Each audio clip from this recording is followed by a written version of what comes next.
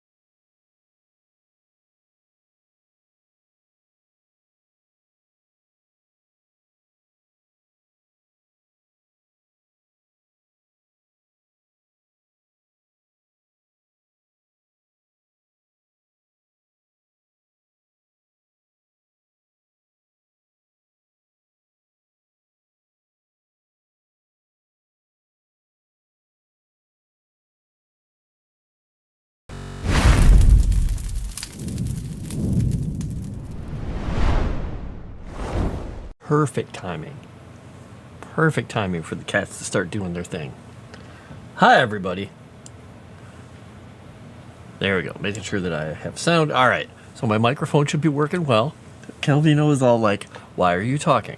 You're waking me up. And he's giving himself yet another bath on my lap. But everybody up there is nuts because it's cold outside. And they were outside, hanging out, running around. Now that they came back inside, now that the sun is falling down below the horizon, they're like, well, let's cause chaos indoors. So, hi, I'm Froste. And chaos is what I'm bringing you today. Cats are all insane, including Calvino, who would not move off my lap. So I could not get a fresh cup of coffee yet. So I have a tiny little bit of coffee in my cup. See? Yeah, he wants to see it. He's like, okay.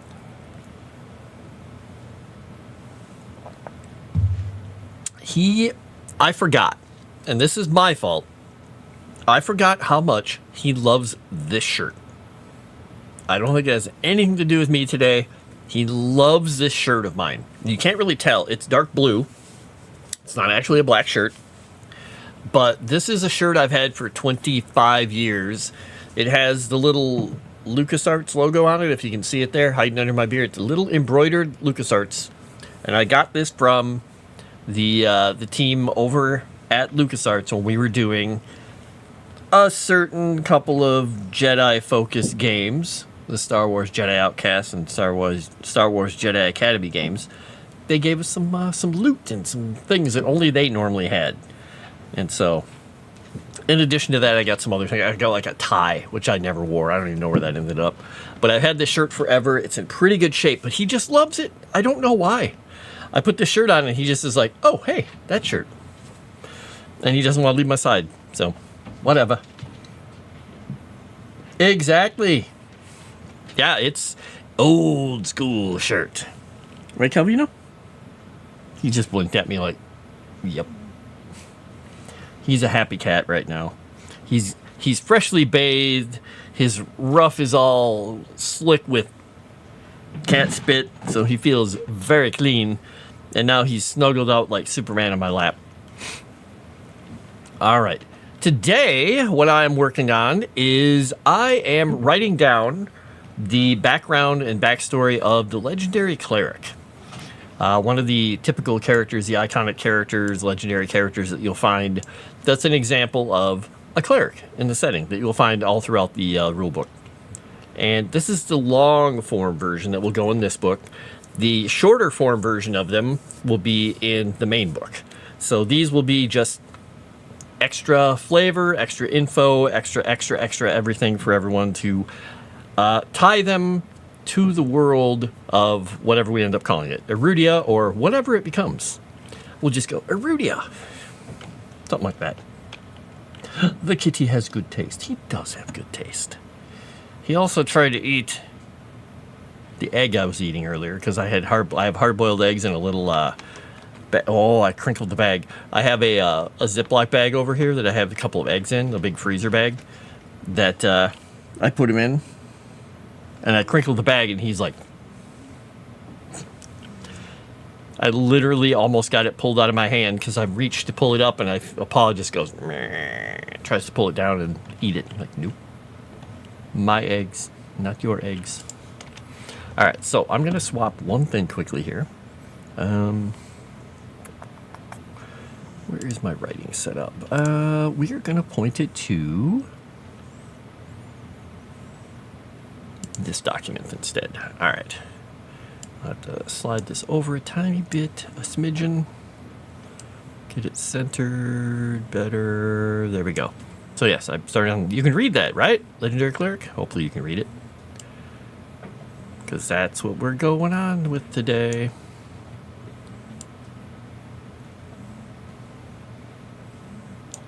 Right, and I'm stealing a name from another character I worked on before, so he's going to be sharing a name for a character that I have. What's up? Whoa, okay, Calvino's up. What's up, buddy? What's got you all excited? What did you want? Oh, you didn't want to come up and say hi? You want to go somewhere? Where are you going? He's like, no, I'm trying to go over here. All right, buddy, see how feisty he is right now? He's just super feisty today. Like I said, it's this shirt. Now he has his head on my keyboard. If you see a lot of spaces, it's because he's got his paw on the keyboard. Dork. Love you, Calvino, but you are such a dork. Anyway, so yeah, we're writing up the legendary cleric. He was born and raised here. There's a little village right here. I should probably put the little marker on here, huh? Let's grab one of these. Oh, wait, symbols. Grab this symbol.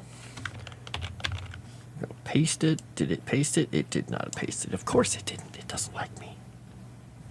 All right, let's go back in here.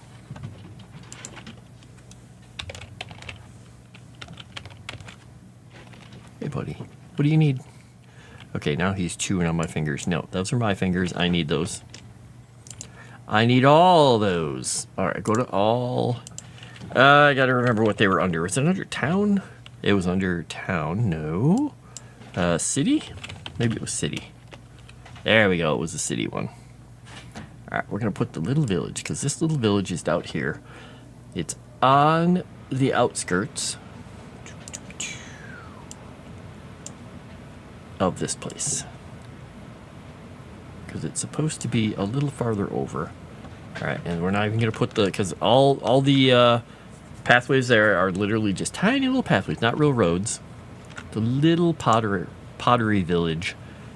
Shouldn't say little. It's a large pottery village, but very, very secluded.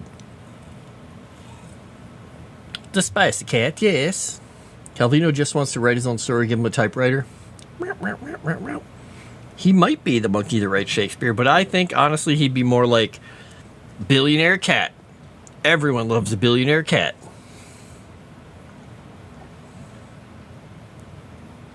I'm just pulling some burrs out of him.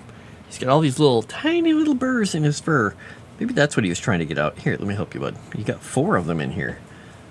There you go. You're not supposed to feel like a hedgehog. You're supposed to feel like a cat. When I reach down to pet your fur and I feel a little crunchy thing. And this is after this morning. He insisted that I brush him because I moved the brush and he saw it. And it's a little brush with little teeth on it. And he saw, oh, yeah, I'm not disturbing where you've already washed. This is a totally different area. And it's got those little curved teeth on it. You run it through his fur, and it snips the fur off and stuff.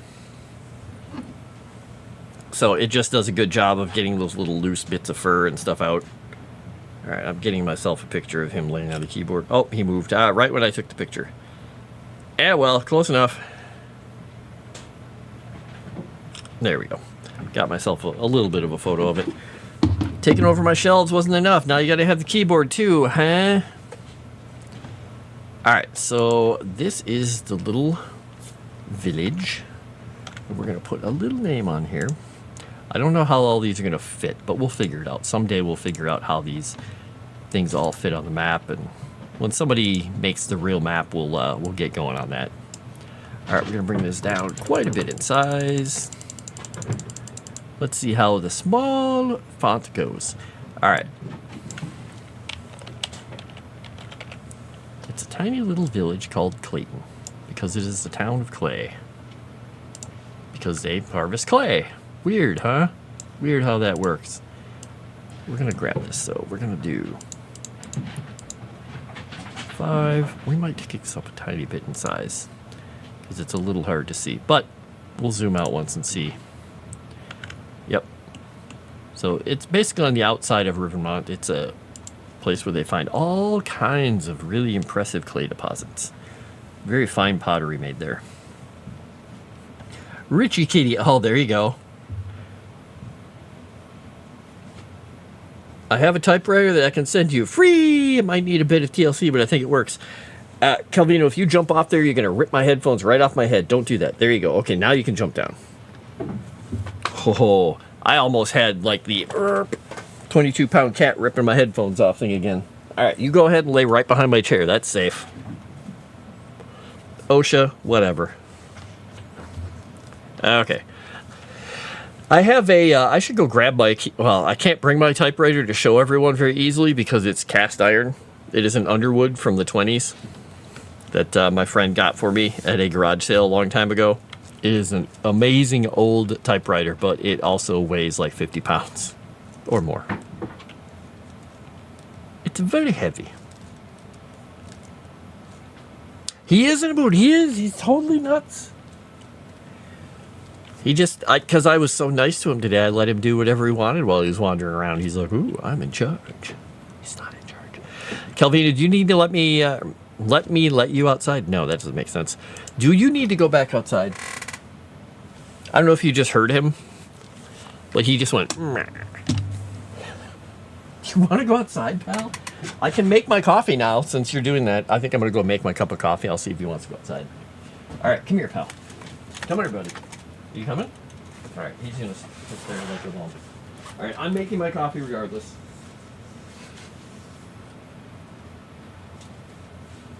I am making my coffee no matter what you want. What kind of coffee are we making, Calvino? We're going to make golden caramel coffee. Let's give it a shot.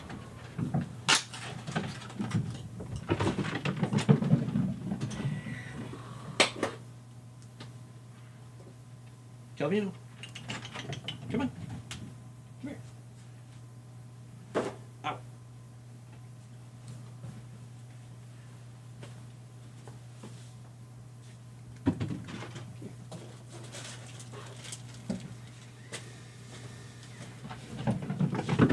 Oh my gosh, cats are insane.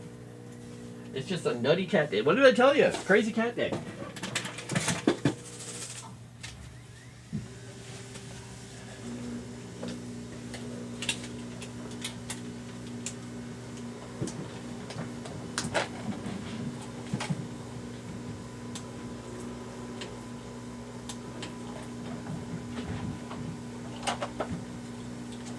Come on, buddy.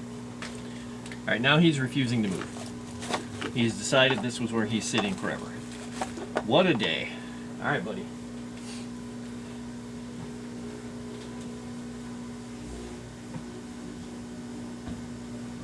All right, that's fine. You can stay in. That's fine. I don't care.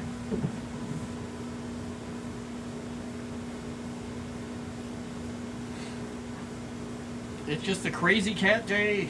Crazy cat day.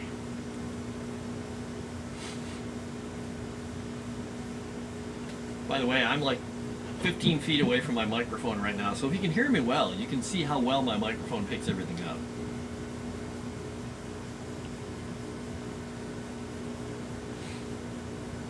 I'll just do the stream from over here while I'm waiting for this coffee to get done. Whew. There's a lot of hot sauce in that last sip of coffee.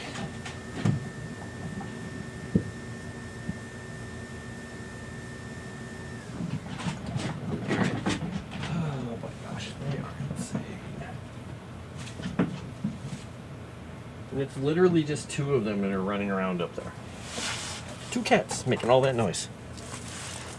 Alright, now I have a lovely Nespresso golden caramel cup of coffee with this, and I use a little knife. It makes this frothy coffee. And yeah, I stir it with a knife. Now we'll put some hot sauce in it. Because what's better than normal caramel coffee? Hot sauce coffee. Oh, that came out rather sudden. Oh no, I think I just used the rest of the bottle. Well, that's gonna be a spicy caramel. Let's mix that in nicely. Oh, I can smell it. When I smell it coming out of the cup, you know I put a lot in. Luckily, it's only Cholula. Clayton, yes. Let's see. Mine is a Remington Noiseless number 6, also very heavy and could be yours. Moody today, I think he needs a Snickers bar. Oh, I don't have any candy around. I've got hot sauce and eggs, protein. Can Clayton be overrun with ghosts of Patrick Swayze? No! Why am I like this? Why am I like this? Centuries of neglect. Did I mention I was the middle child? Ooh, hot sauce is making my nose go wee. All right, there we go. Decades is what I meant. Like all you other humans, it's decades. Decades of humanity. By the way, let me know if the microphone is a little bit too loud. Because in OBS, it's constantly in the red when I'm talking. But maybe it isn't to you folks. Maybe you're good.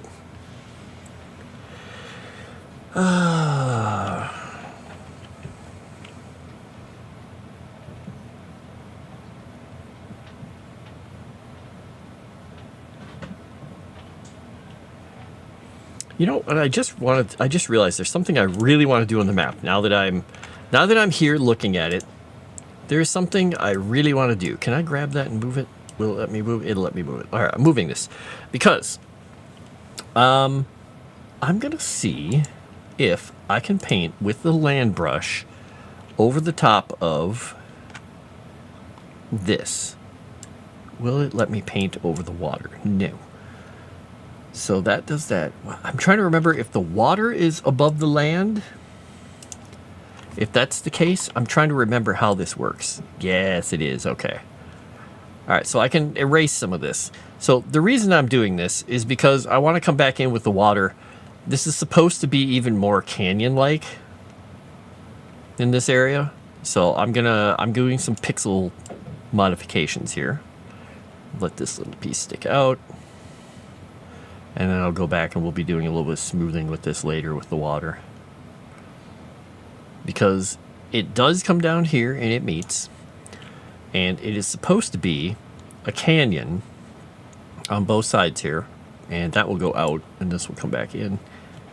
Because we're going to have this be canyon-like in a couple of spots. And it's going to, just sticking out a little bit farther, it's going to feel a little different here. It's supposed to not quite feel like a whole lake. So we'll be painting over the top of this with the water again to see how we can even this stuff out a little bit. Because the water does some weird stuff, let me just say. And the way things work in this program are a little weird. So we'll try it out. We'll see what we can get. There's supposed to be a few little insets and other things here. And we'll be doing an edge to that and an edge to that. And we'll be moving some of these edges around a little bit. Boop, boop, boop, boop. I have a thing that adjusted volume on my end. Fancy, I know. Aha. Frost has no taste buds. I have all the taste buds. I love everything.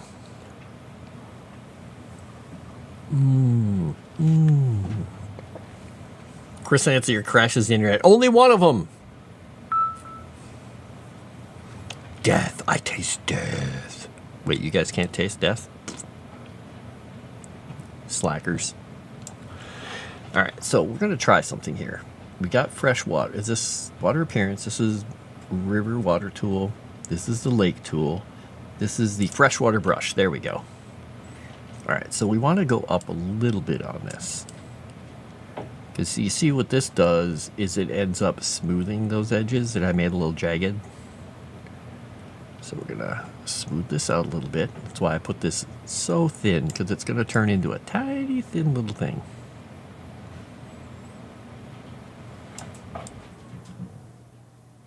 It's going to pull all this back together.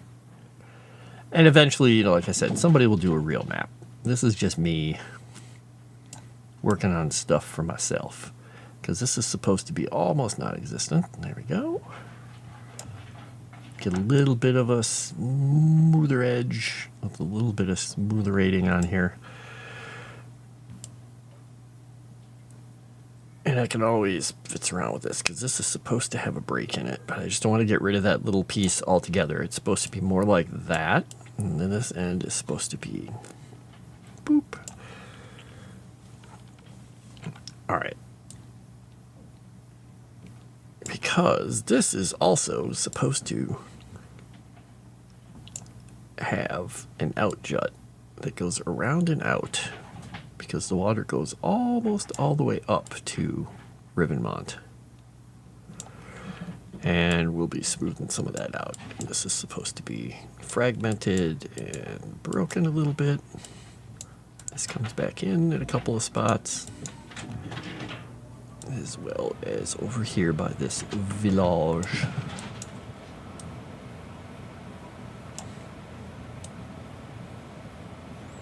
All right, because it's going to have more of a, it's supposed to have a much more organic feel.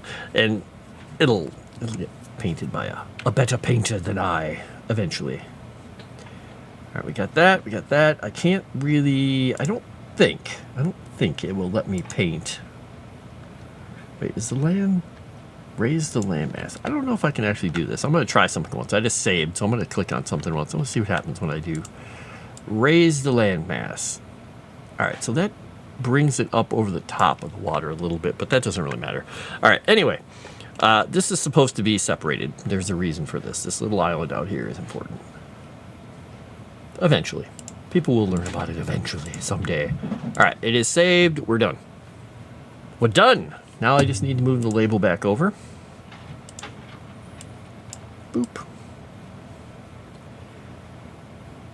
And we'll put that there. Technically, we'll move it down a little bit so you can kind of see the piece there. And we'll figure all that out later. All right. Control S. Anyway, we're going back to Clayton and our good friend.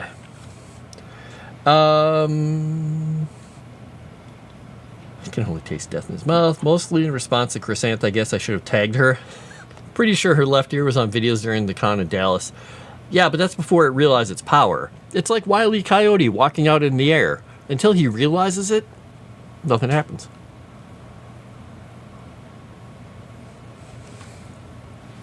Has anyone ever seen iZombie where they have to put hot sauce in anything to taste it? Are we sure about vampire?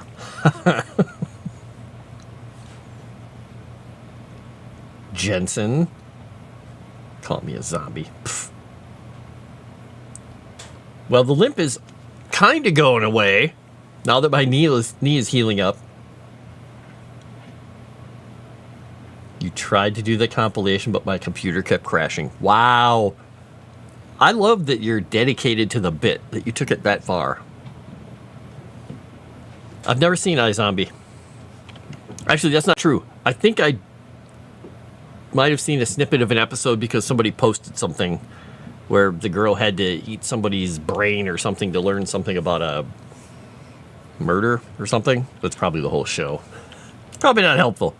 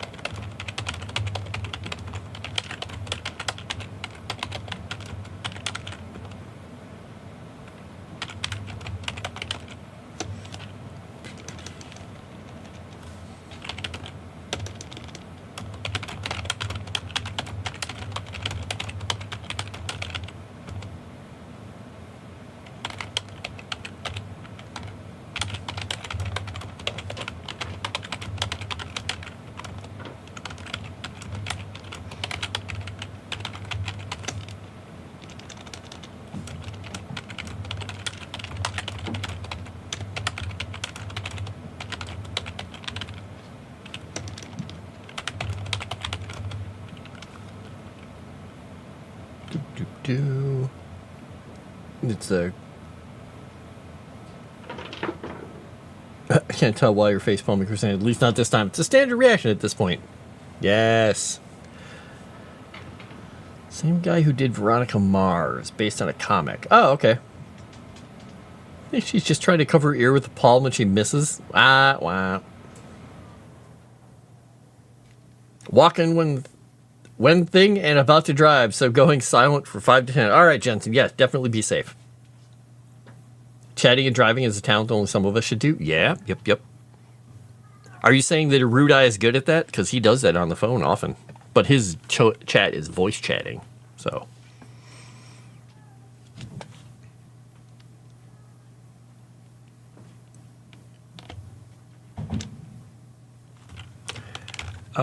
Oops. I love it when things like happen like that. Let's see. Deep. I love how going back... There we go. I accidentally pasted that list of flavors into the document, Chrysanth. That was fun.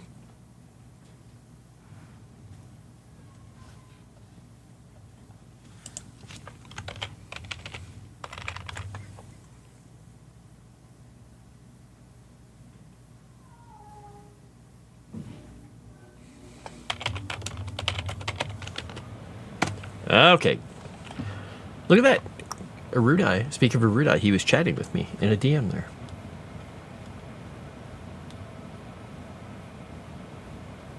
I'm going to say ugh as well. Ugh!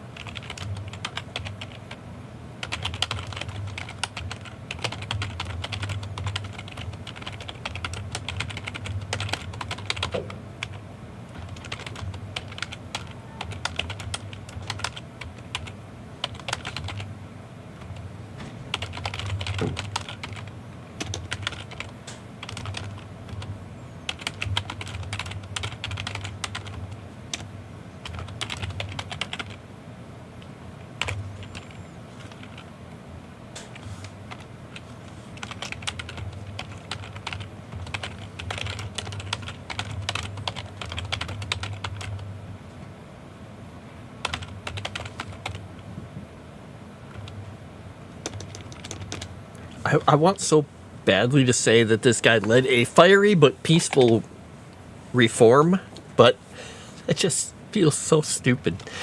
Mostly peaceful protest. She's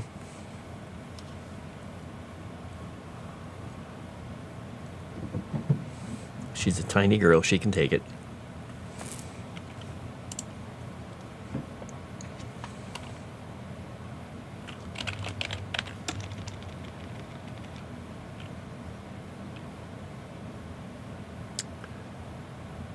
I don't know if this place is the word I want here. Let's go with my handy dandy thesaurus.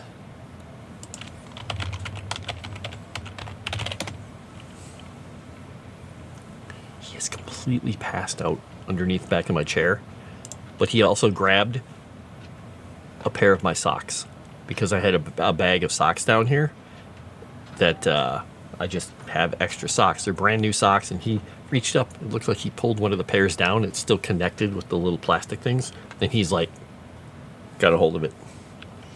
I don't know if I'll get those back.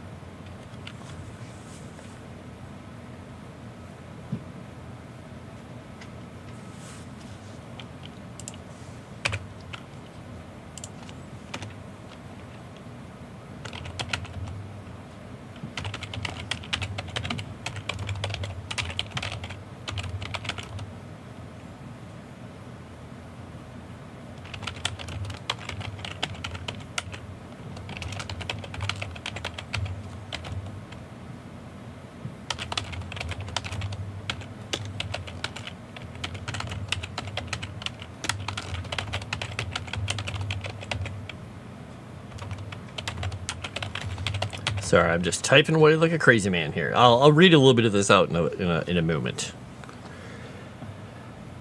Thesaurus, or dinosaurs in Legend Seeker? Yeah, there's the Thesaurosaurus. The Syllogismosaurus. Silopsosaurus.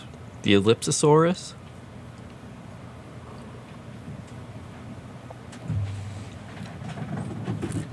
The Asteriskopteryx. I have no idea about dinosaur names. I just say Saurus and Opteryx or whatever that is. I was trying to come up with a good one for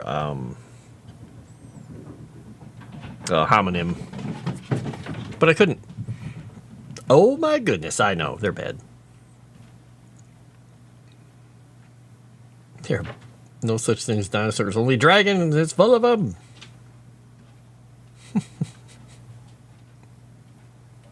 Old people know dinosaurs. Here at Pepperidge Farms, we remember dragons. Or something like that.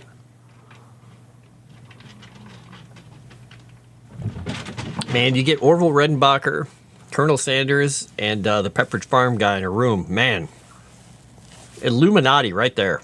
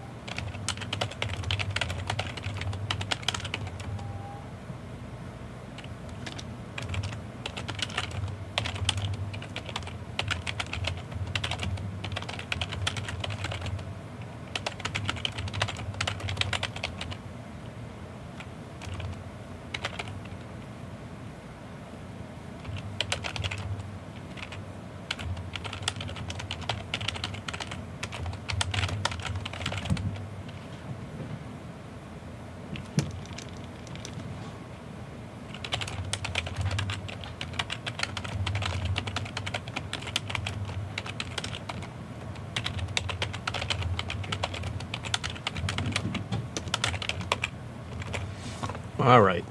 So, I have named this young cleric Godwin because I just love the name Godwin. And I'm going to be using it for a character, but totally different character than this guy.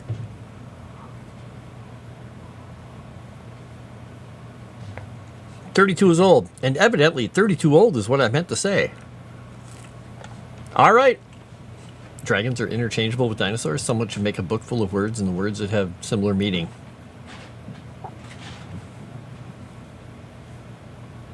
Fantastic. 32 is ancient, narrows eyes. Imagine 50. Yeah, I mean 50. Anybody who's 50 is just... Anybody who's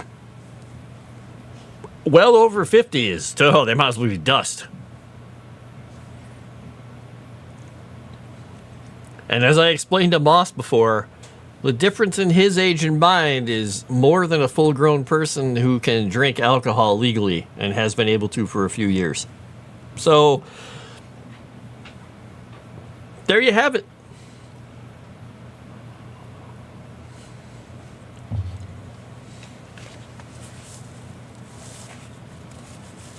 I'm basically Gary's age. Give or take a bit.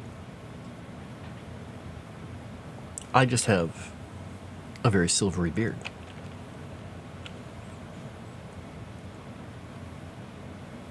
Oh, I was going to say you aren't older than that, Dave. Autocorrect doesn't like your name, Dave. It does not. Autocorrect does not like it. Nobody likes Dave's name. Come on, let's be honest with this. Who names someone Dave? Besides Dave's parents. So, anyway, so this cleric is a young potter from the small village of Clayton. He planned on following in his father's footsteps, managing his kiln, the workers, and leading a simple life of industrious creativity in the great Red Canyon where his ancestors had fled during the Godkiller War. He'd been born there, raised there, and had only been as far away as the capital, Rivenmont, in his 20 years of life. He'd never had a reason to go further until, at his sister's wedding, the strange old man had approached him and changed his life forever. Why is it not complaining about that? I'm missing a whole letter and a contraction in a word, and it didn't care. Weird. Not Gary of D&D. G&G. But if you listen to everybody else saying I'm a wizard, then I'm older than both of them. Or a vampire. Or a zombie. Or whatever. But, no. D&D Gary Gygax is dead, so I'm not quite that old. We need a picture of Gary and Frost side by side. Might create a black hole. It might. Maybe. I think it's hilarious that nobody who had ever seen my face before, when I was playing games and doing stuff, I would chat with them. When they saw what I looked like, they were taken aback. They thought I was much younger than I looked. All right, once he'd heard the old man's version of the story of the gods and the God-Killer War, he understood the unbelievable sacrifice that Senna had made, not only for mortals, but also for the gods. In his mind, her final act was one of love and transformation on multiple levels. Her death at the hands of her own love not only transformed the gods' understanding of death, but physically transformed the very ground where she fell. It became a sanctuary during the war, a center of commerce, of hope. Let's see.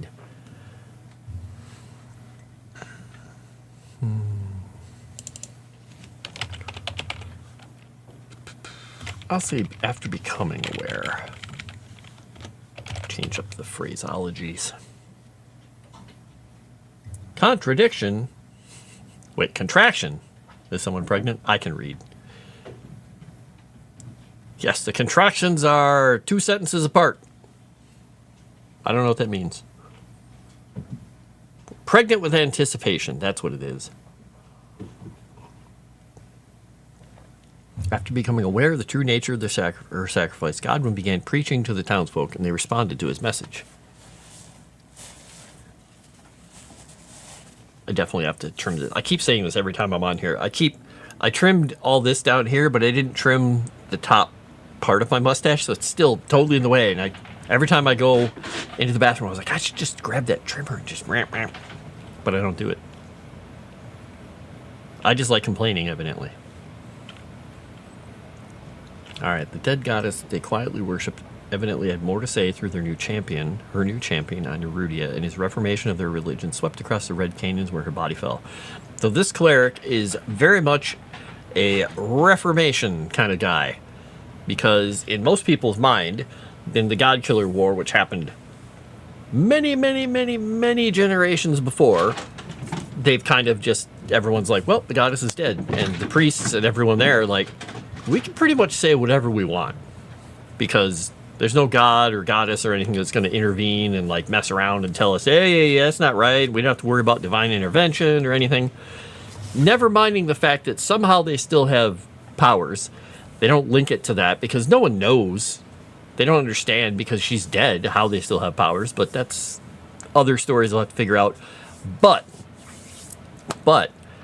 this guy has come to basically be the reformer because he realizes that she is the goddess of transformation and growth. And when she fell, not only did she change the way the gods acted, she changed the way the gods thought about things, she changed the nature of the universe. Her death also transformed the actual physical part of the planet where she hit and made a sanctuary for people, gave them a place of hope, a place to make things. Her body falling there created all these amazing resources that they have access to, and that was her final act pretty much from their standpoint. Now he's preaching that to people, and people are like, oh, so her religion is like having this kind of resurgence. But the people who are in charge of the old church do not like him at all, because he is threatening their power structure. So he's kind of a dangerous person to them, and he has to be very careful.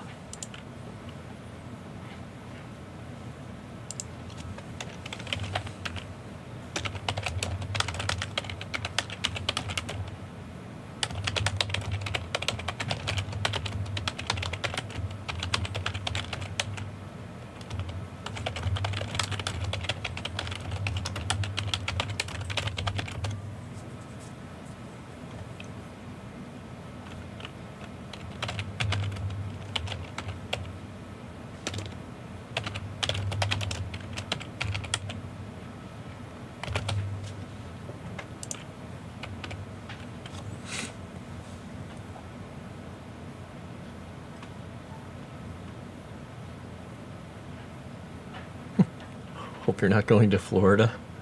Nuggie Smalls might end your lineage.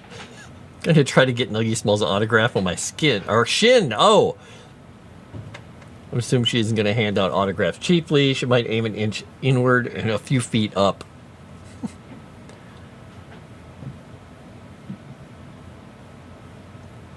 How much for Nomi to thread everything Frost has got going?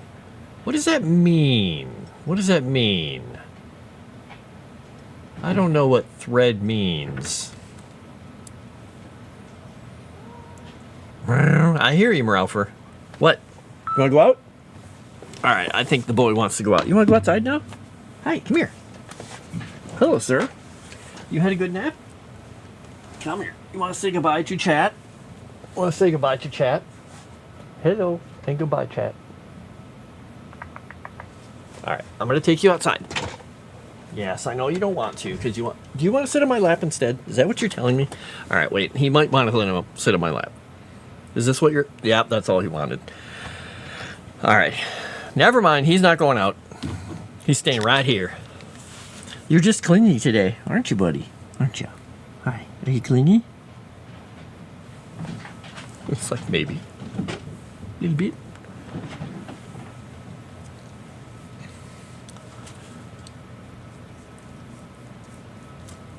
Oh, threading is a way to remove hair like waxing but less painful.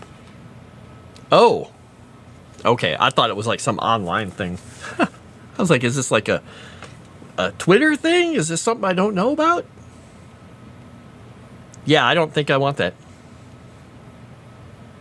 I like my bushy eyebrows and my ridiculous amount of hair that I have to keep shaving off constantly all the time.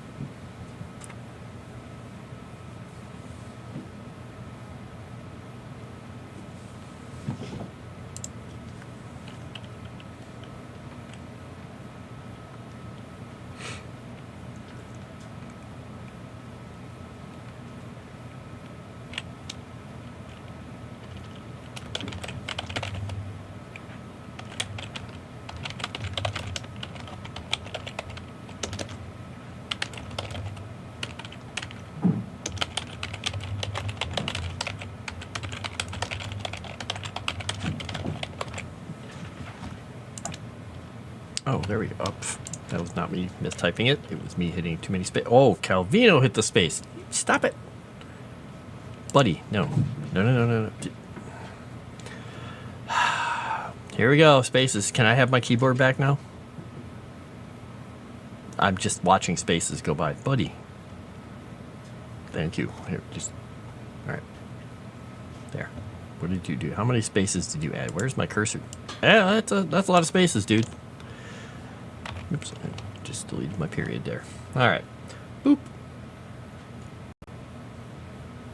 Does Frost shed as much as the cats? That's intriguing. I don't know. That's a good question. That's a good question, isn't it? I had to actually trim a little tiny bit of my hair off on the side of my hair here today because a certain cat came in with burrs, and I got a few of them in the very end of my hair because, you know, you get split ends and you get hair and like that. And they got in there and there were just a few little bits of hair, and I was like trying to pull it apart, and I was like, why am I screwing around with this? I took the last little inch of the hair and just cut it off. That was like one of the bigger clumps of little burrs I'd seen in a while. It even had a little stick attached to it. He's so helpful. He gives me all the presents.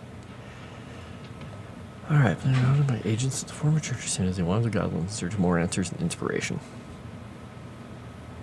Also, he and his compatriots out there decided that since I went out and I took some pine cones and I smeared them with peanut butter and a little bit of honey and birdseed and put them outside, that they'd use those to try and attack the birds.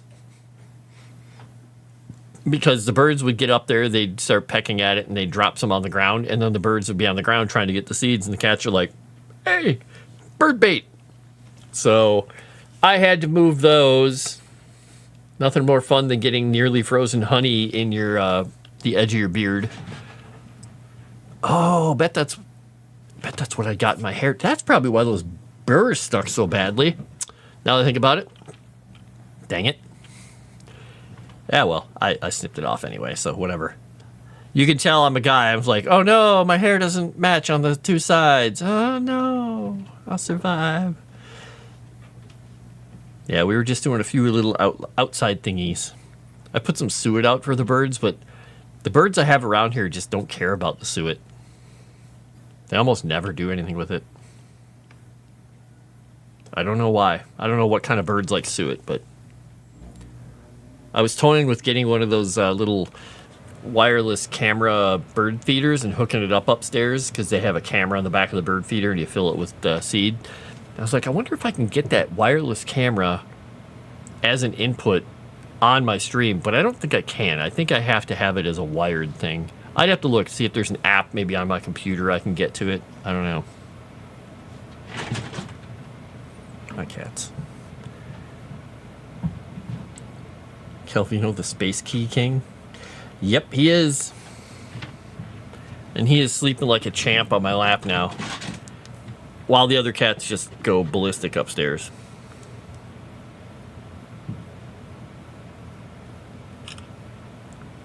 And he's going to be so sad because he has done a number on this. Under my keyboard, I have a mat that's about like this long and about this big, and it holds the whole keyboard. I set my mugs on it and stuff. I have my mouse on it. It's a whole mouse pad for the whole keyboard. I got a new one because this one is getting shredded because he will lay on it and he will nibble at it and he will play with it.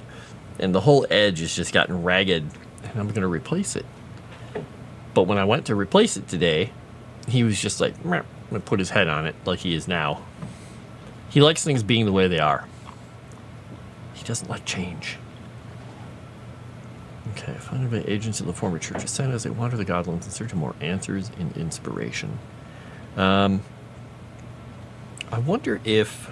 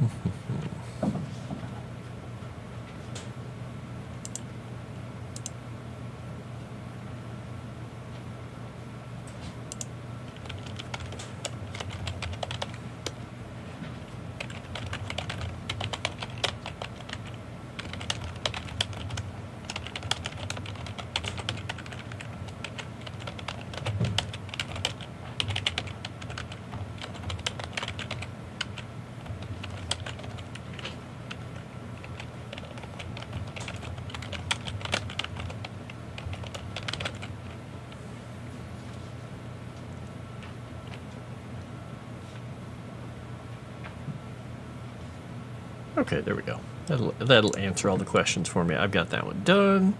I'm going to read through this again for myself because it's a little shorter than I wanted it, but it actually hits all the main points. I don't need to go into exhausting detail, really. Ralph. Ridiculous amount of hair. There we go. A wolfman? No, I'm not a wolfman or a wolfman.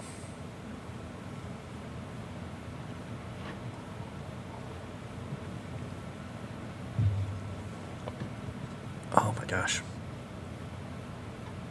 The hot sauce and the coffee is aerated. So every time I take a little whiff in while I'm about to take a sip, it gets in my nose. And it's like getting pepper in your nose. And if I sneeze right now, I'm going to end up with some holes in like my femoral artery and stuff because Calvino will run and jump and then I'll probably just bleed out here. So I'm trying not to sneeze. I don't want to die by cat. Alright, you understood the unbelievable sacrifice.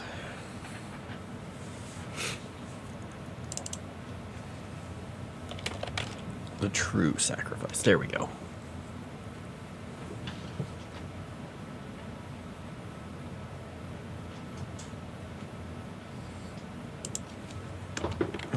here. Physically transform the very ground where she fell.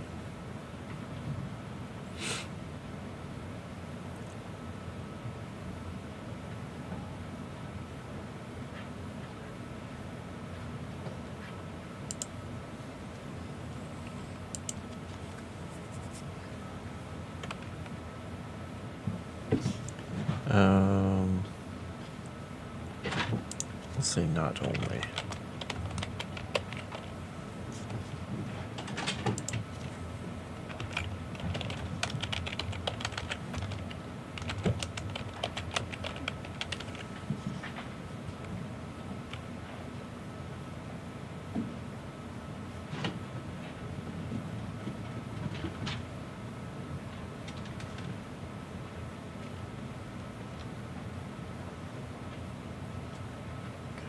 Hunted by the agents of the former church. Okay, there we go. We'll go with that. We'll call that done. What that means then is I can swap back over to my other document. We'll go back over to the companion. Boop. We'll close this one down. All right, so we've got a little town there. Yeah, there we go. All right. Originally, I was going to try and create this more like a specific shape that looked a little more realistic, but it felt a little weird because her symbol is kind of, I think her symbol is the butterfly. I'll have to look again, and I didn't want to make it too butterfly-like. Death by cat isn't bad if the cat is large, like a tiger or lion. Also, cat will definitely be made fun of. Yes. Learned this from Kentucky Ballistics. If you ever had a bad bleed, can't use a tourniquet, just put your thumb in it. Put your thumb in it!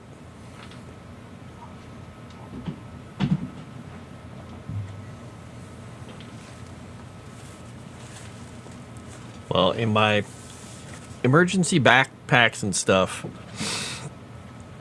I have like, what is it, the Quick Clot.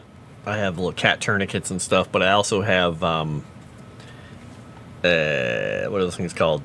The tampon? Whatever, the ones that are in the little tube. Those little things. Because I've been told by enough people that, and they have used them before in a wound, that you stuff one of those in there, it will help. Sounds horrifyingly painful, though.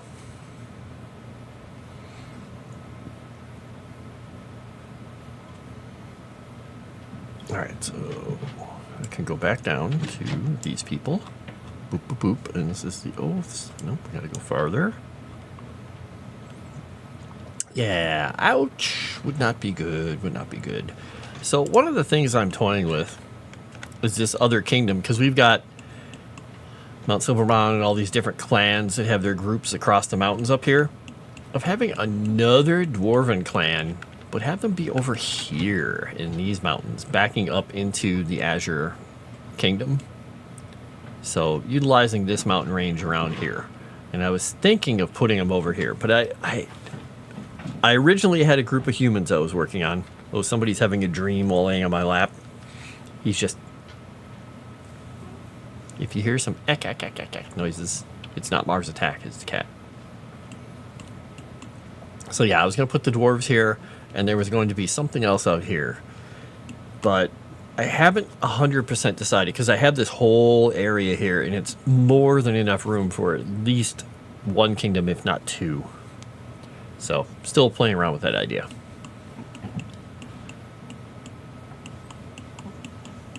Because I want to check with Erudite too about other races and things and make sure that I'm totally set on the different groups.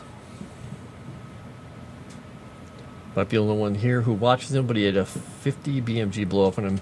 Yeah, I did see that. He's lucky to be alive. I also watch Grand Thumb and oh god, I haven't watched him in a long time. Nothing Fancy, I think is his name. Hello, Avenue Studios. The lore is going well.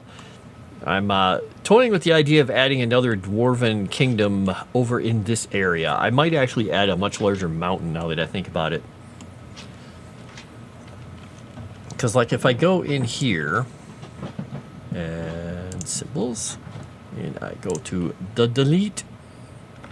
Make myself a little cursor, and I delete a couple of these. Boop.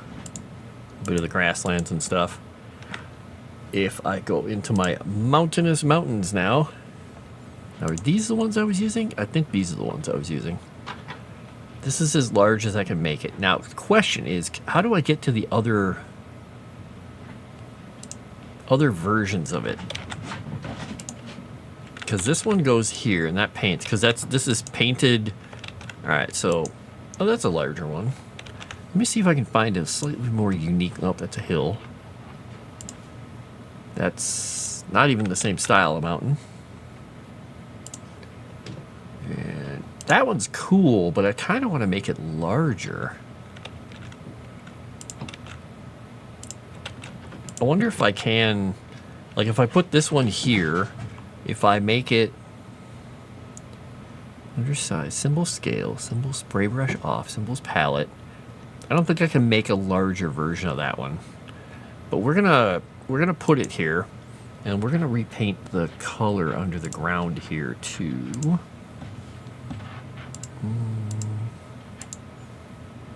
Okay. We're gonna go with our generic color here. Nope, that's not right. Nope, that's also not right. Where is our other color? We had a generic color here. Yeah, I can't get, it won't let me select my original color. Because that goes back to white. Visual material color, can I delete this one? Nope. That one goes there. Just trying to see what it says here. Eraser. Boop, boop, boop, boop, boop. This is this color. And that goes yellower. Okay, not what I want. Manual color off. I really wish I could find the...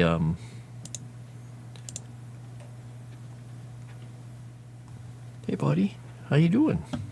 Calvino's maneuvering around on my lap here. I could leave that because this is the color that's bleeding from the other side. Yeah, I think I'll do it. Hi, buddy. What do you need? Do you need my hand? He's just snuggled down so happily. Cannot go wrong with more dwarves and mountains. That is true. Someone from Khazad-dûm told me that. There you go. Plain dwarves are not in the mountains.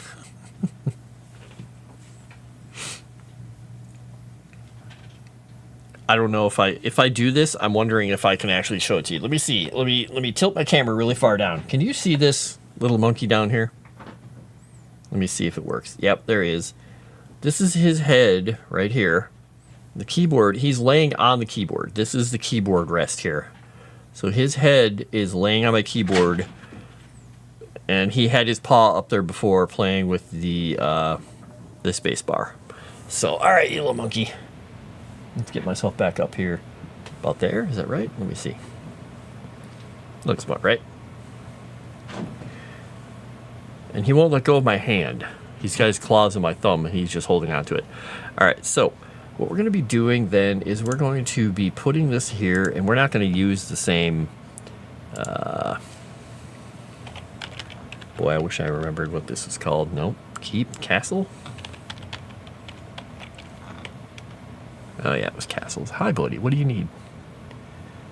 Yes, you have a hold of my hand. You have my hand hostage. You're a very good kitty cat hostage. All right, so this is the one I had before. But I don't need it to be... Oh, do I have a brown version of it? I do have a brown version of it. And it doesn't look how I want it to look because I don't have the right piece of art for it. But we're just going to put it here just so I have something. And we're going to take that down in size a little bit, actually. Because that is going to be right here in that hill. All right. Because we'll have them. They're going to be the ones who kind of like oversee this whole part of this mountain range. They own it. They live in it. They're going to be different from the Mount Silvermond dwarves, but they are going to be related. And their main way of reaching their people is going to be probably overland, but they have to go through a lot of hostile territory. So there's not a lot of communication unless they go up into the bad area and through the Rhine Wall and everything. So we'll have them be a little more isolated. This is where we're going with it. All right, so we are done with that for the moment. All right, I'm working on the Mount Silvermound dwarves because they are the richest of all the kingdoms over here. They have all the money. All of the money. All of the things. How's everybody doing tonight, by the way? I've got snuggly cats on me. I have a kibble sleeping on my toes. Because she just decided to come over. Just silently just dropped on my foot. And Calvino on my lap, who's putting my leg to sleep. Because he's good at that.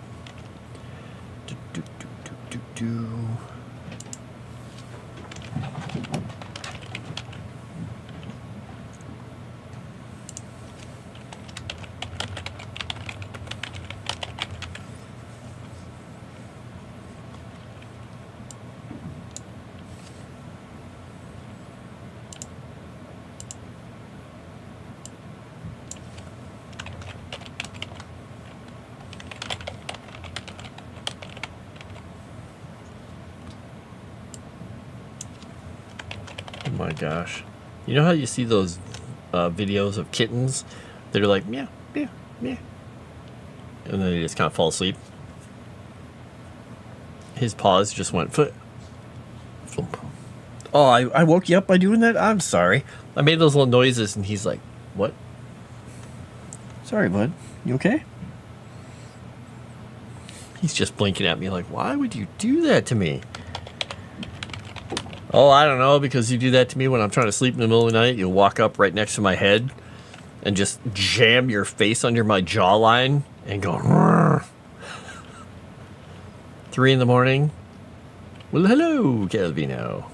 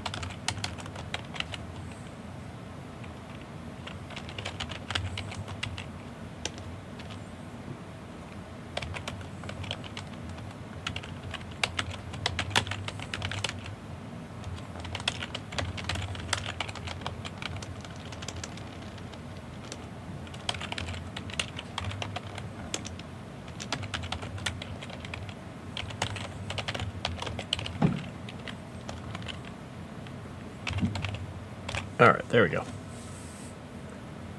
All the cats want attention. Oh, exactly. The cat's upstairs are going crazy. Calvino was laying on my lap earlier when I was trying to eat lunch. Charlie would not leave me alone. It was crazy. Meanwhile, Wolfie always wants attention, but when he's not getting attention, he just goes eep, eep, eep, and goes and lays down somewhere. And then I go over and pay attention to him because I feel bad for him. Because he's not as insistent. And then he loves it.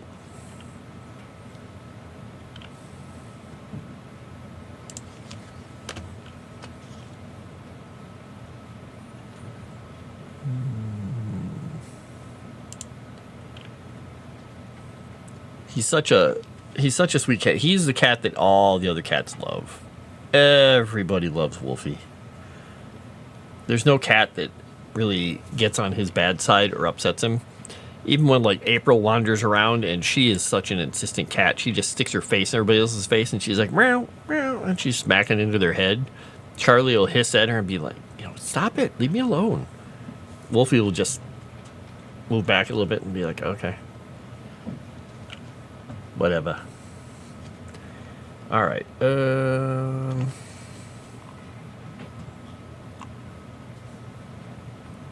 Okay.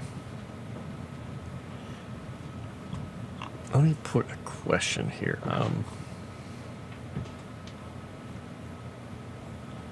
Put this in.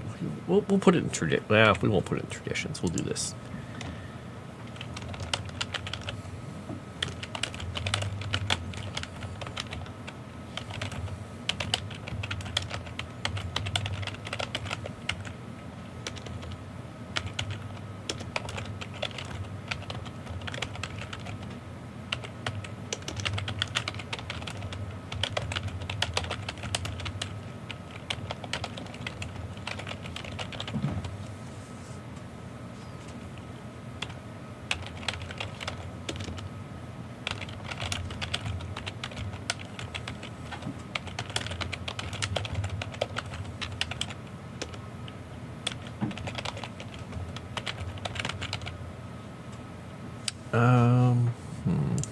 What would we call this?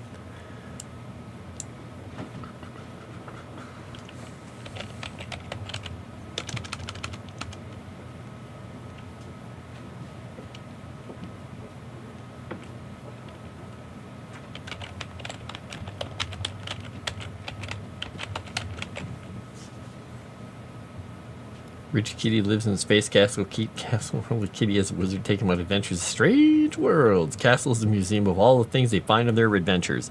Yeah, dead snakes, rabbits, burrs, all kinds of fun stuff. Oh, you adorable. Ah, well, maybe not all the dead stuff then. If we go adorable kids show.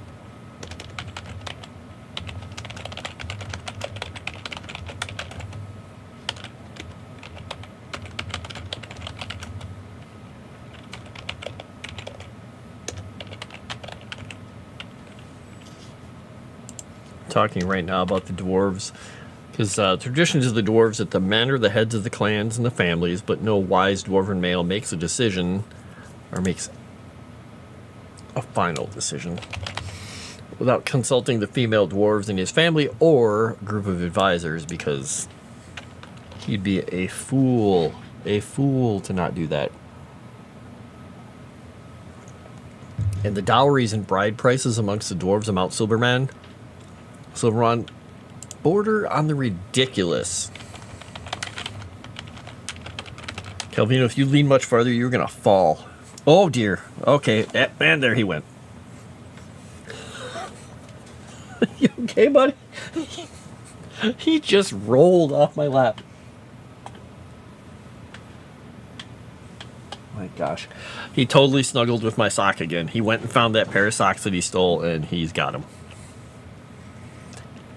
He cat fell, which is put a couple claws in my leg to try and stop himself. Luckily, he only caught fabric, and then fell. For as big as he is, he's still pretty agile. He landed on his feet. It's surprising in the distance between like my knees and the floor. You know, he can, it's like, about this. He can do that complete boop flip. It's surprising. I love it. Yeah, he was poured out. Yeah, he basically, somebody poured him out. He just went flop like a big piece of furry bread dough. Florp.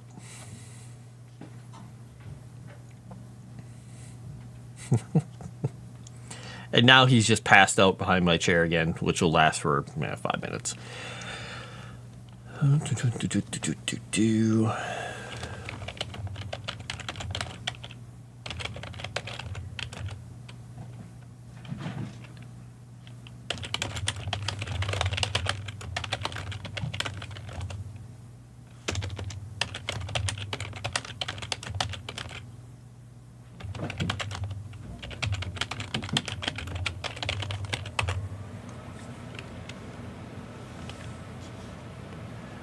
And it is partly a way to make sure that the marriages are not undertaken lightly.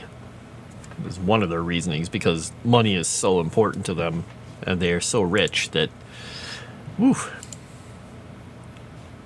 take a little bit of their soul. Wow.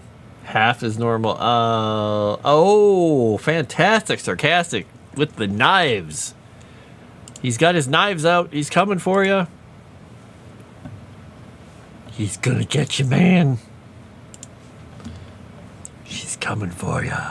She's going to poke you with the knives just enough so you need to stick your thumb in the wounds, and she'll wound you 3 times. So you only have two thumbs to stop them, to stop the bleeding. What are you gonna do? What are you gonna do?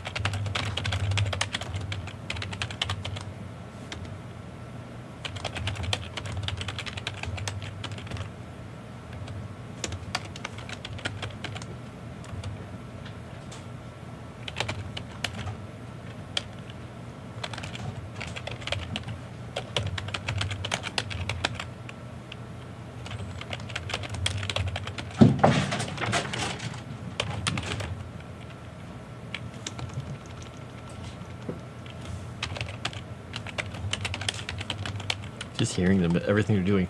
The other thing that's a problem up there is I gave them 2 new boxes to play with, because they like chewing on the edge of their cardboard box. After a couple of days, I take the boxes out, flatten them out, and throw them in the recycling bin. But I gave them new boxes today, so of course, in and out of the boxes, in and out of the boxes, in and out of the boxes. One of them I turned upside down and closed it up, and I cut little flaps so they have openings to go in and out, so it's mysterious. The other one is literally just a big box that has got the flaps folded in that they can jump in and out of. And they, of course, within, I don't know, an hour, knocked it over onto its top, so then they could lay on it. And then, of course, you know, weight of a cat pushes it down. Then they knock that in, so now they've got like a through and through where they can snake through. It just, they're endlessly amused by a cardboard box. And then Boston Blackie, she'll come over to it and she'll be like, "That's a nice box you got there." She just loves chewing on boxes. She'll just rip those cardboard boxes to shreds. She's quite the huntress, too, when she goes outside. Woof. I think that's where Calvino and Benji got it from.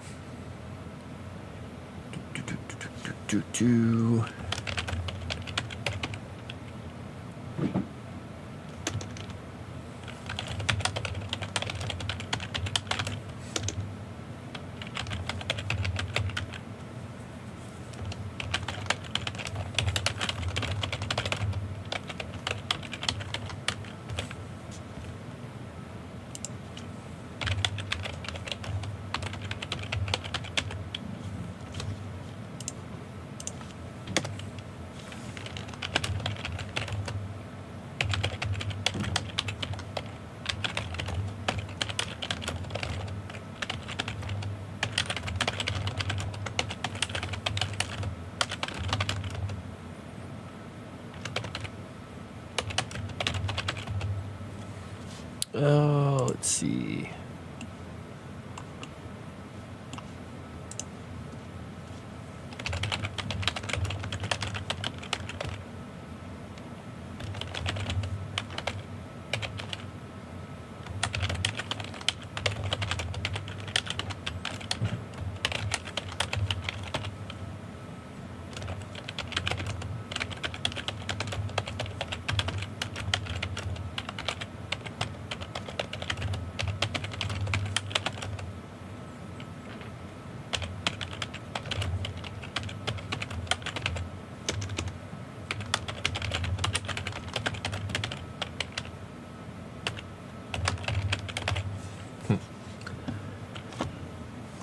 Has a downery? It's just feathers? Womp womp. You do play a soul knife rogue, psychic daggers. Use a big toe. Some use painful words and other painful thoughts, but which cut the deepest? I don't know. I think somebody's toenail might. Toenails can be sharp.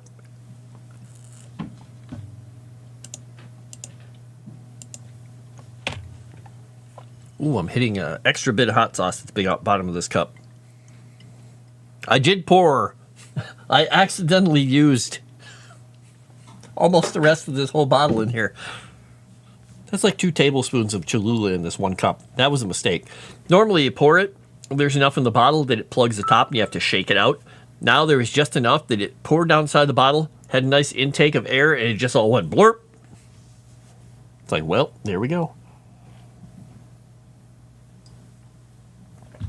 I can't believe that you people in Sevy's stream did not pay for a Rudai to, 1, keep his shirt on in his next stream, but also, 2, get him to drink hot sauce in his coffee for a week. I can't believe it. I can't believe it. Also, don't forget, I think Chris Hant put it in there, if you guys donate $50 through Streamlabs on any of these writing streams that we're doing, we will work with you to create a magical trinket that would go on the magical trinket table. You know, some fun little trinket like we were talking about, like a spoon that adds flavor to your food, or a mirror that makes you appear more handsome than you are. You know, anything that sounds fun. Little magical trinkets that don't change the course of the universe of the world. We can work with you and get that in there. They'll be coming out in a future book. Be a randomized table of magical trinkets. All right, points of contention. And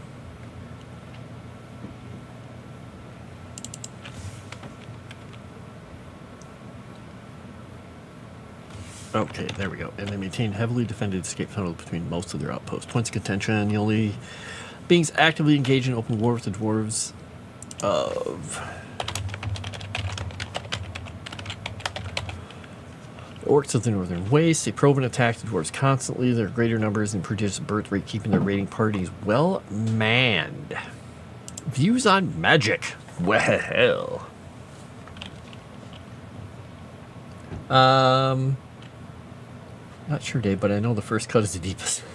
For Rudai streams without a shirt, I quit. I already told him if he streams without a shirt, I'm daring him to do the truffle shuffle. I think that's a great idea. And if you don't dare him to do it, pay him $50 to do it. Wait, no, then you're paying him to dance. Never mind. Forget it.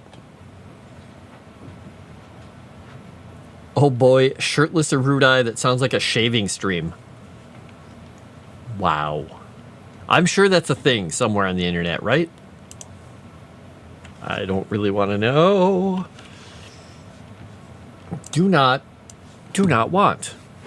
Did I mention that I do not want? I do not want. By the way, also, don't forget, though I think probably most of you have already done so, you should, if you are a supporter on Legend Seeker, or of Legend Seeker on Patreon or on Discord, even if you're at the $5 a month tier, you can vote on the name of the world.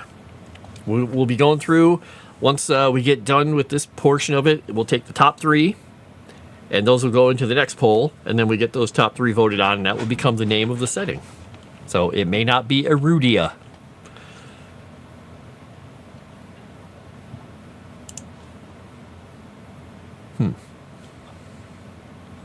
Who is this? Okay, somebody sent me a message that I don't know.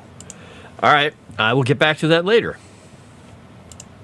I'm always wondering, like, who is this person? Are they real? Are they a bot? Truffle Shuffle, pay him. I just donated, but it didn't say anything on this stream. Moonskull is a horror channel. Shirtless Arudai fits. Streamlabs isn't set up to show on this channel. I'll ask Arudai to confirm. Ah, okay. Yeah, and I can't I can't see that. Only the mods can, because I am not a mod. Well, I am, or am I a mod? I might be a mod, but I don't know. I don't think I can see that stuff, because I don't think I have access to it. Erudia, Drunken Dead, I don't know.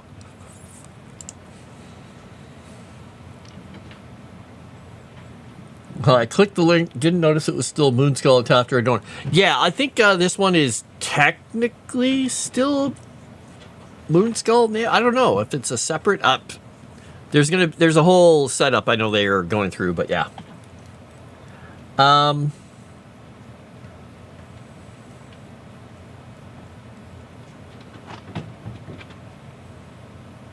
Frying pan that makes very slightly makes cooking easier, just more flavorful. Hey Jensen, would you do me a favor and send me a DM in Discord on wherever you're at on Discord? Send me a DM. Remind me that that's what you were talking about, because then I can chat with Arudai about it. Because that would be fun.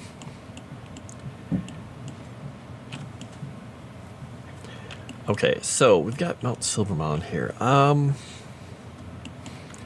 See, to me that mountain looks bigger than the others. How did I get that thing bigger? Maybe it's because I put other mountains in front of it. Well, that's fine. We'll just leave this one alone for the moment. We'll leave it alone. We're fine. We're good. We'll leave it alone. We'll figure it out. All right. Dun, dun, dun. So I have to write down the dwarves' view on magic.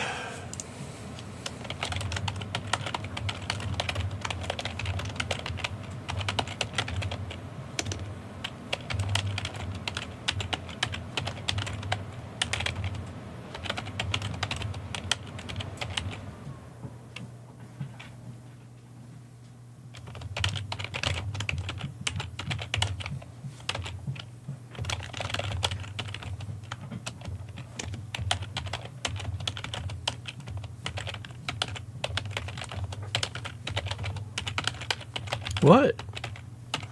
What do you need, bud? Hi. Do you want to go outside now? All right, I think maybe he wants to go out now, finally. He's doing the headbutt. He just walked right into my arm, or my leg. Come here. Come here, bud. Hi, you want to say goodbye? You want to say goodbye to the stream now? All right, we're going to take you outside. You want to say goodbye? Say goodbye. Say goodbye, stream. There you go, bud. All right. Let's go. Let's go get you outside. We've got a nice heat mat out there. I gave you a snack out there even. Well, actually the boys may have eaten it already. Your big old snack might be gone. I'll have to bring you another one.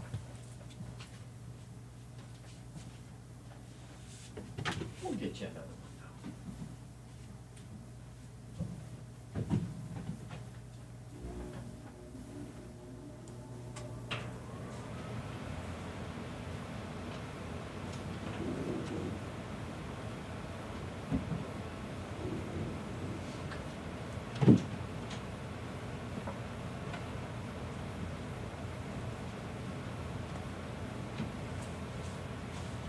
All right.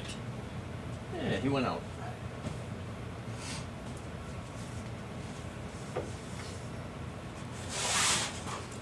My gosh. You know, I've never seen a more considerate cat than Wolfie. He was sitting there, out there on the heat track mat, just loafed, like sitting next to the food dish and the water dish that are out there. Because the water dish I keep on the heat mat because it keeps the water from freezing. And the food dish is right there. And what I had put out there earlier was diced ham, because I had had some ham left over, and I was like, you know, they probably enjoy this. It was the more fatty parts. And I put out like a whole handful of it, little bits. Everybody went through and ate it. The last cat that was out there was evidently Wolfie.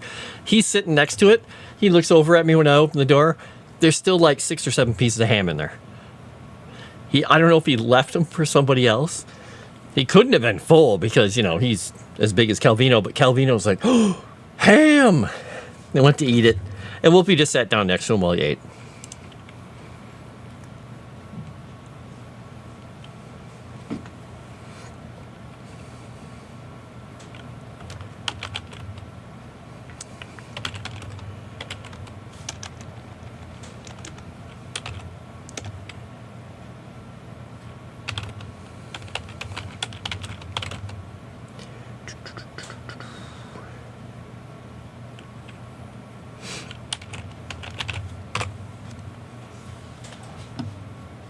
do.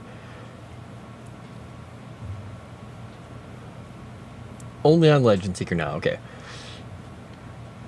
Just noted I'm a minute behind somehow. Double time. Chair stream. Yes, you got to see my chair. Whee! Hello, Scott. Skip ahead, so back to live until YouTube decides to be dumb again and I don't notice. Well, that'll happen. Maybe he doesn't like pig butt. He does. He's a fiend for it. Not as much of a fiend as Calvino and Benji's mom is for bacon. Boston Blackie, when I make bacon, she's just like, did you say bacon? And I can only give her like 2 or 3 little pieces because, you know, bacon's pretty salty stuff. But she goes crazy for it. She will run across the whole house if she smells it. I'll like quietly take some bacon strips out, put them on paper towels, and I'll if I'm gonna microwave it, she'll be there in an instant. If I'm gonna cook it in the oven, she will be out there as soon as she smells it. She's like, wait a minute. So I always have to make an extra piece because I almost always make my bacon like peppered or with sriracha or something on it. And I have to make an extra piece because she won't like it otherwise. And she looks so dejected if I don't give her bacon. Poor her. All right, so we got that. We got all the parts of Mount Silbermound. All right, so we're not working on the other things next. We're not going to be going to Ilaria, Las Thalasia yet. We've got Agrium covered. Just trying to figure out who else is my next target on the factions and people. We got Agrium. We've got Freilunders.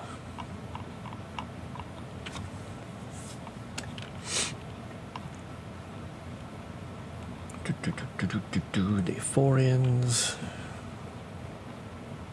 We've got Dwarves from Mount Silvermon. All right, who are we going on to next? We could go on to Solinor. I think maybe we'll do that.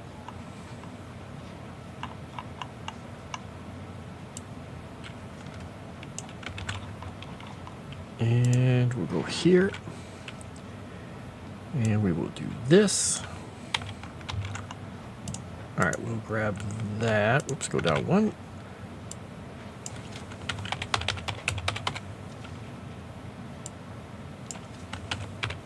The Elves of Solinor. Let's see. I say microwave for bacon. Yep. I will microwave bacon if I'm using thick cut bacon. I just put a plate down, put paper towels down. I'll put a few strips on there, boop, and you can microwave it for a few minutes, and you can get really, really crispy bacon. It's really good. The paper, it's if you don't need the bacon grease or anything. So if I'm making it for something I just need to do quickly, like if I'm trying to cook something in bacon grease, then I will chop the bacon up, render it down, put it in a pan, cook it all up, take the bacon out and set it off to the side, and then use the grease for cooking. But if I make oven bacon is so good. I'll just coat it in whatever I coat it in. Often I'll coat it in cracked black pepper or something like that, or I will actually coat it in each strip in sriracha or chili paste, and then bake that on an oven rack with a little raised rack on top of a baking sheet. Oh, it's so good. It's quite good.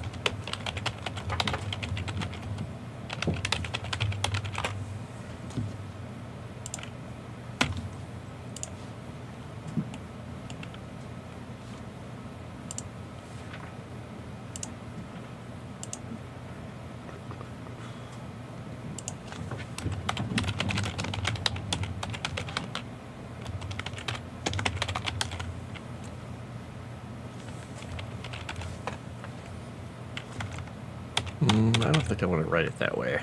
Let's say it this way. Let's see. Use a pan, it takes 5 minutes. You can use a pan. I totally cook many different ways. I cook lots of different ways. And microwave bacon is actually quite good. If you like it crispy. You can, if you can cook it, like if you want softer cooked bacon, you can cook it that way too. It just takes a little bit of time to do it. But it tastes very good. And you don't get, you don't have to worry about the what do you call it as much? The grease. But also, sometimes it's just if you're cooking a lot of stuff on the stove, you just don't have enough room. Because if I'm making a huge breakfast, I don't have an extra pan space for cooking the bacon in. But every time I make hash, like sweet potato hash or any kind of hash, I always render a bunch of bacon down first before cooking all the potatoes and everything in it. It's so good. So good. So tasty. Never put bacon even closer to microwave. If you've never tried microwave bacon, you really should. It's a completely viable way to cook it. Like I said, I'll cook 16 different ways a Sunday, but I still use microwave bacon. Actually, one of the reasons I also use microwave bacon is when I make deviled eggs with sriracha in them. When you cook the bacon in the microwave, if you leave it in a little bit longer than you like, it gets nice and crispy, and you can break the pieces off and stick them into the deviled egg part like a little shark fin. But you can do it with a pan too, but it's just, yeah.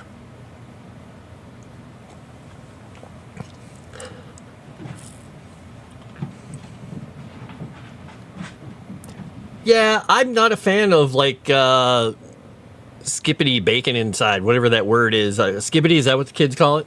I don't know what skippity means. I like the bacon to have, firmness inside, but I like it anywhere from crunchy and really tasty, not like burned, that's disgusting, but like crunchy down to like kind of the middle of the road, having a little bit of flexibility with the thick cut bacon. But when you have the fat that's just literally just the same color it was when you took it out of the package, I'm like, nope, you got to cook it a little longer than that, buddy. Microwave whole eggs. No, I have a story about that from my friends in college that I can tell you about the whole eggs.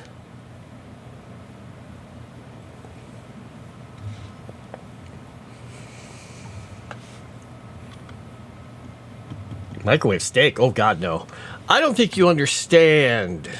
I've been complimented by my chef brother and a bunch of other people that I hang out with. I am, in their words, I'm an astounding cook because they don't think I know how to cook. I'm very, very good at cooking, but I'll take a shortcut if I need to at some point. I even, occasionally, depending on the dish I make, I'll either crush all the garlic and chop it all up myself, or I will use minced garlic from the store. So there. I also use chili paste from the store too because I don't make my own chili paste.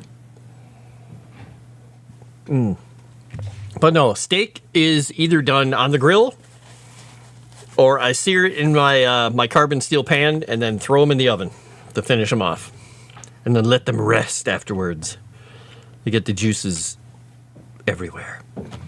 Man, now I want a steak. Now I should dig out my a couple of steaks and put them out because I want to make my brandy peppercorn sauce. Sorry, now I want brandy peppercorn sauce. Whee!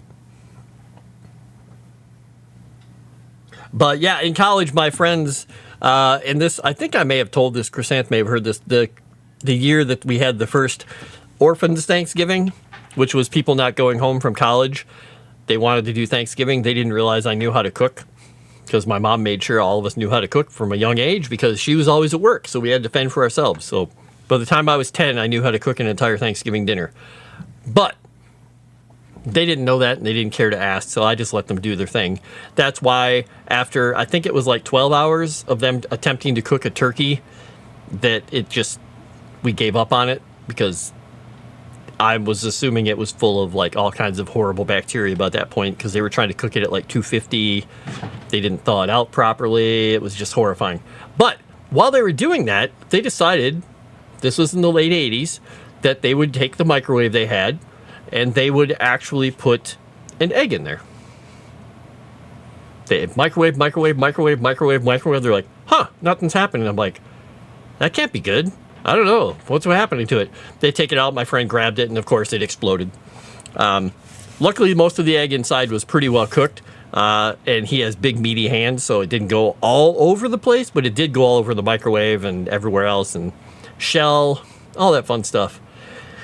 So instead of, because they were brilliant, they were engineers, instead of cleaning the microwave, they decided they were going to get a new one because they had money, and they started cooking DVDs in there. Well, CDs, not DVDs, the discs, whatever. Because they were also on the cutting edge of everything back then. It's like,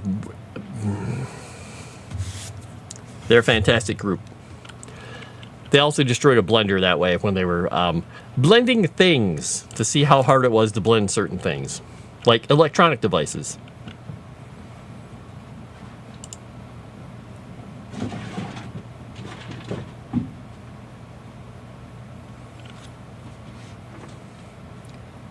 Hello, Cajun Corey.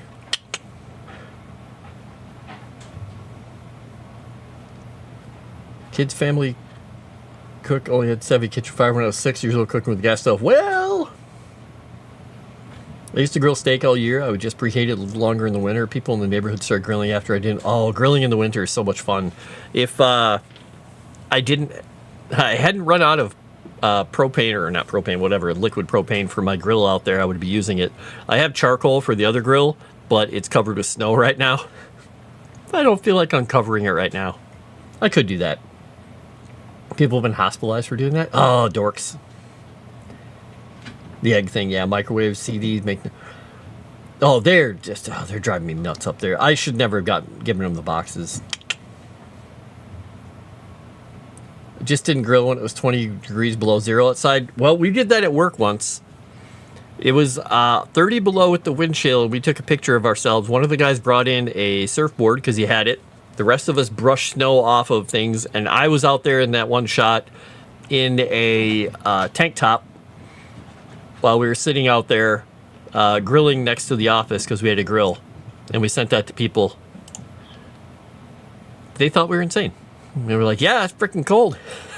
I didn't have a t-shirt or a tank top on for long. I put a jacket on afterwards when we went back to grill, but still.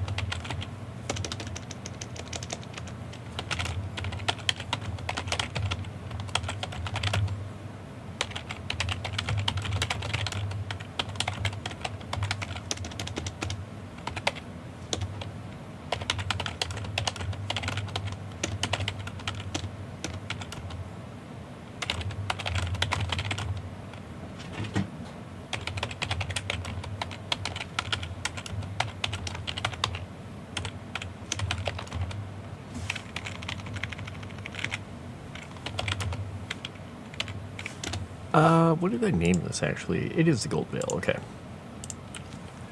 Da-da-da.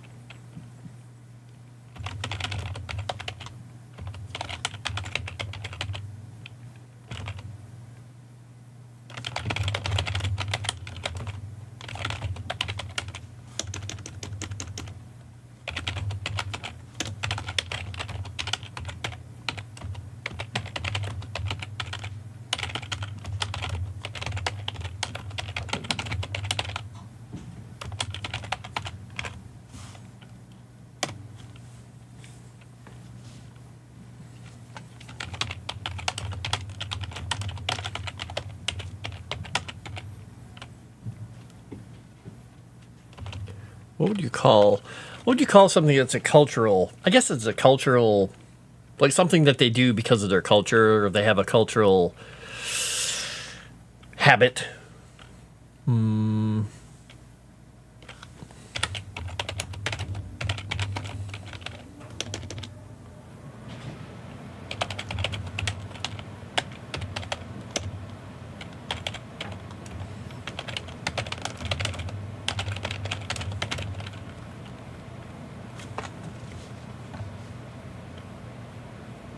Yeah, why would anybody put a CD in a microwave? Yeah, well, basically to see what happens. So, the sparking and the bubbling and all this stuff. Yeah. Where are you at in the story now? We are working on the traditions and specifics of the elves of Solinor right now.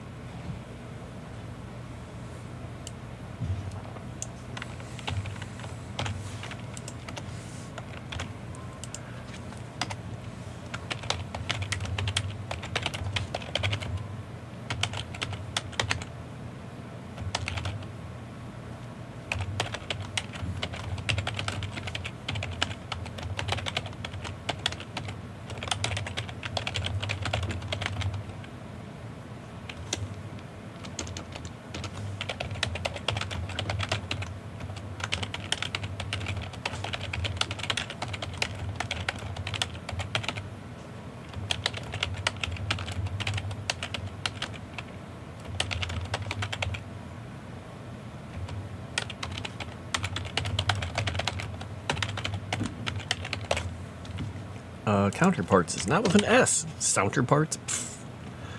All right, because one of the things about the elves that I'm writing is they have a particular habit of never going barefoot outside the confines of the Gold Veil.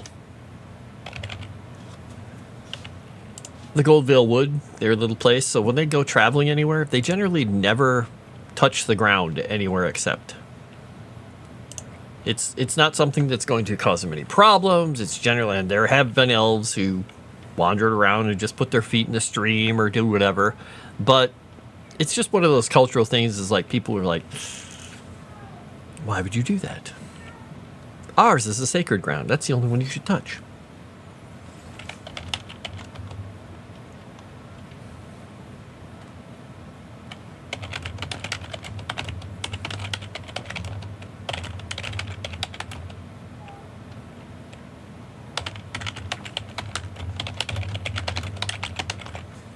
Because it's pretty much just like our lands are pure, your lands are not.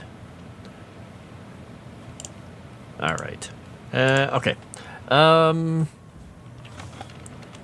I've got, what is his name? Tevya singing in my head. Tradition, customary. There we go.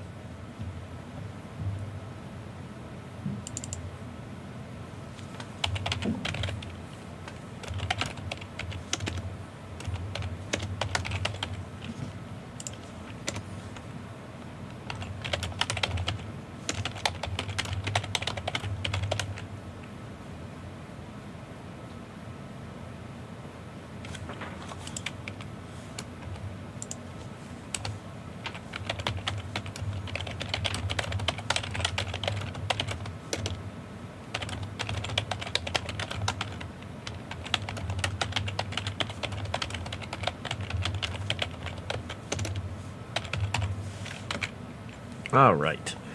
One of the things, because I do have one of the things that they say is all paths lead back to Solinor. For them, everything leads back to this place because they are the first mortal race that was created, because the gods created the dragons first, and then they created the elves, and the elves are always slightly jealous of the dragons because of their firstborn status. They in fact went to war about it, which Aruda will go over at some point, or I'll go over at some point. The War of Scales, and yeah, and then others were brought in to help fight.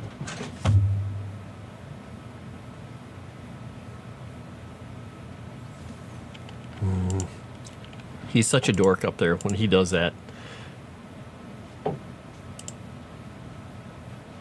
if you hear a screamy cat, you hear a screamy cat, because Graham, the little orange cat who goes crazy and runs around with Pumpkin, the other orange cat, they will pester everyone to the point where they'll be like, "Get off of me!" And sometimes that's Cricket yelling at him, because she does not like being bugged. She loves smacking her head into me, though, constantly. She won't leave me alone. Dork. Shouty. Shouty! Exactly. Shouty cats. How are we doing on time? Oh my gosh, it's 6:52. I was just sitting here writing. I could have been writing forever. Typical orange cat behavior. Yeah, so here's the fun thing is they're both similar kinds of cats because they come from the same family line, I believe. Graham is got a slightly longer fur, so he's a little fluffier. Not too fluffy because he's a muscular little cat. Pumpkin is modeled kind of like, so Graham has kind of got the stripy orange cat, stripy orange and white stuff, the tabby. Pumpkin is modeled like a calico would be, but he's literally only white and orange. And he is very soft, like he's super soft, like a cotton fluff, but he's iron muscle underneath. So I pick him up and he's just like, "What would you like?" And I'll pet him and he's like, "This is nice. Now let me down." I pick up Graham. He's like, "All right, pet me, but do it right." And he'll slam his head into me and he'll make me rub his nose and stuff. When they get going, they actually run through and around and over each other because they run in circles. And they will get in a fight over it too if one of them is going faster. And suddenly they'll be like rolling on the floor, like fighting, and there'll be little bits of fur coming off. And I was like, "Hey!" They'll stop. Then they'll be like, "Yeah, lick each other like, "What? We're fine. We're fine. We're just having fun." And then I'll find them like snuggled up in the bowl on top of their tree later, like just flopped. But they're so orange. They're just so crazy. It's like only they would just completely like be at the point where they're ripping each other's fur out, and then a minute later like, "He's my buddy. Don't separate us." I actually took Pumpkin and put him in the sunroom the other day and closed the French doors. I was like, "Nope, you're separated now." And he just sat in there like pawing at the door like, What did I do?" And then I realized my mistake 15 minutes later. I was like, I heard a thunk. I'm like, "Oh no. He's in the sunroom by himself." He knocked over the air purifier. And then we're like, well, fun times. This was the channel for Aruda Tunes. Yep. Now it's for Legend Seeker. Exactly. Like he changes his underwear. Now where can I find my Aruda Tunes? Wow. Redheads, they're crazy. Yeah, well, kind of. That's kind of true. All